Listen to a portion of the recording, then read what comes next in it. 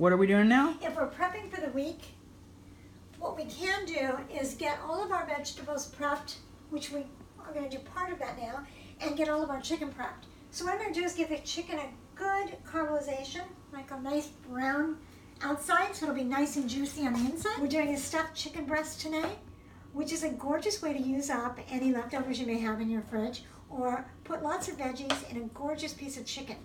So what we did is we took a chicken breast and we made a pocket. You just slice right into the chicken, don't cut all the way through, and you'll have this lovely pocket. Then right now I have some garlic that I have diced, minced, and I have some mushrooms that I've cut up, and we're going to see what else we have. What we can do is, or I will have Dustin do, is we're going to chop all of our vegetables. We have some lovely yellow squash, we have some zucchini, we have some celery. It would be great if we had a yam, or blue potatoes are great. I would love to teach you to make smashed potatoes. For those who are missing their fries and their baked potatoes and their greasy potatoes, this is heaven on earth, and it has all the crunch and all the lovely fluffy appeal of any potato at none of the health risk. So, but I will do that. I will save that for another time. So Dustin's going to prep all his vegetables. We're going to put them on a parchment lined or foil lined baking sheet, drizzle with a little olive oil, and then roast them. That way they're all there for the week, and you can combine your gorgeous roasted chicken and your beautiful vegetables for a million different dishes and a million different flavor palettes throughout the week. Why is it good to roast like kind vegetables together? Because if I have a yam, which is gorgeous roasted. What's that? I don't know. That was weird. Crunchy on the outside and fluffy on the inside. It takes a lot longer to cook that than it would a piece of cauliflower. You want to keep the integrity of the vegetable, so you want to cook things that cook at the same temperature and the same rate. I usually do most things at 400 degrees. Again, it's spread on a baking sheet, single layer. Parchment paper is your best friend. So line your baking sheets with parchment paper. It doesn't burn? I actually do an entire cooking lesson where you can make 7 different dishes from a zucchini, all at the same time, from dessert to appetizers. So what I'm going to do is I'm just going to cut the zucchini into thick strips and give it a little dice. We want a small dice for this. And why do you leave the skin on? More fiber, more nutrition. Anything green has got chlorophyll in it, which is lovely for the body. Also, I think they say you eat with your eyes first, so the prettier you can make things look. You certainly could skin it if you wanted to. You could peel it, but I don't see why. If I can trouble you, yeah. Mr. Conrad, to open that. Mr. Muscles, you mean, right? And why do we want to use antibiotic-free chicken? These antibiotics are horrible for your body. They are? You're just getting that wonderful flavor. But you're getting the richness of tomato sauce, you're getting a lot of great chicken, high protein chicken, and the roll is made out of yams. So, or you can just have it by itself. So you can do a lot of things that are really, really fun, and you get all those wonderful flavors that you're kind of missing while you're on your program, but you don't have to, just in moderation. And you can do buffalo sliders with cauliflower. You certainly can. And there's a lot of breads you can make. I do a magic bread that is completely magic. keto-friendly. Completely keto. It's completely magic. Now I have some of our veg prepped. Dustin is going to salt and pepper the veg for me.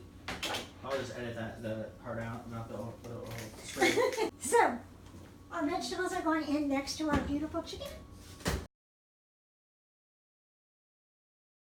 Vegan. I use almost everything from its natural source. I don't use a lot of prepared products. So that's something you can do. And what we're going to do is we're going to put this on a bed of cauliflower that will act like polenta. It should be really delicious. So I'm using the butter tonight. It'll give it a lot of flavor. Why is plant-based butter better than dairy? Any dairy product can cause inflammation in the gut. Inflammation in the gut also can lead to cravings, oddly enough. We're just going to sweat them a little bit. It's called caramelizing. We're going to give them a little color. Bring out all their sweetness.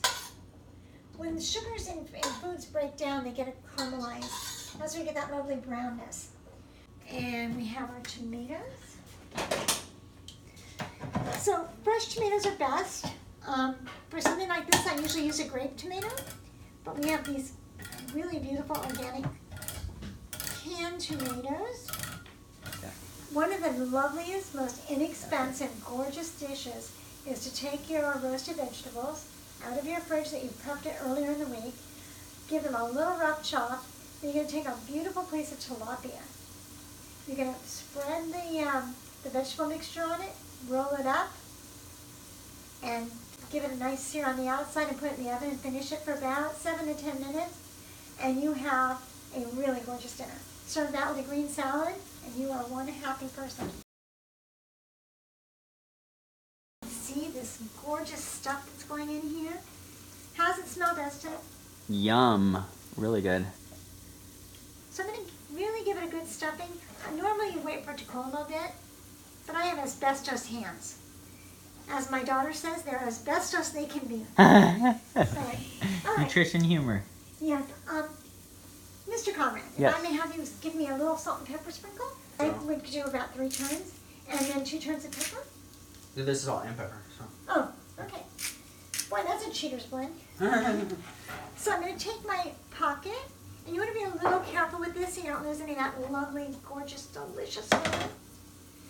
Now we're going to put this topside down, and we're going to give it a sear. In the meantime, our oven is heating up. You can do this 2 ways. I prefer to finish it in the oven. I think you get a better flavor, a better roasted, caramelized flavor. You can certainly cover your pan and do it on stovetop. So, but you want to make sure it's cooked through. Use a meat thermometer, or you want to make a tiny cut. Remember, every time you cut meat or poultry, you're leaching out some of the juices. And so everything that you cook, everything you roast, meat or chicken or poultry-wise, you should let it rest a few minutes, and then the juices redistribute. And why do you have a steak that's so dry? It's because all the juices have run out. When you heat something, the molecules break down, and the juices go crazy, and they just want to splurt out. That's why we don't touch anything with a knife. You don't press on it. You just let it do its thing. The nice thing about learning to cook for yourself is you can always eat. Need your eyes. Ice? Eyes. Oh. Looks pretty much cooked through. It's got a few minutes left. So see, that didn't take long at all. And this is for the whole week, right? If I can make this for the entire week, you just have variations. If you didn't want to do all chicken, we could do a few other things. We could do, I'm huge on fish, so I can use the same basic ingredients and add tilapia. Trout is wonderfully in season right now. You can add the smallest amounts of protein, and it'll go a long way. You can have an absolutely gorgeous meal.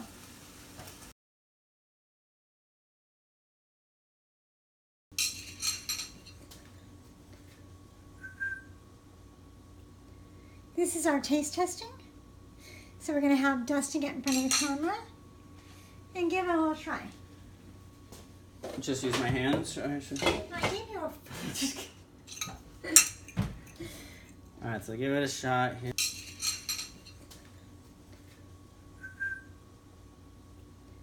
This is our taste testing.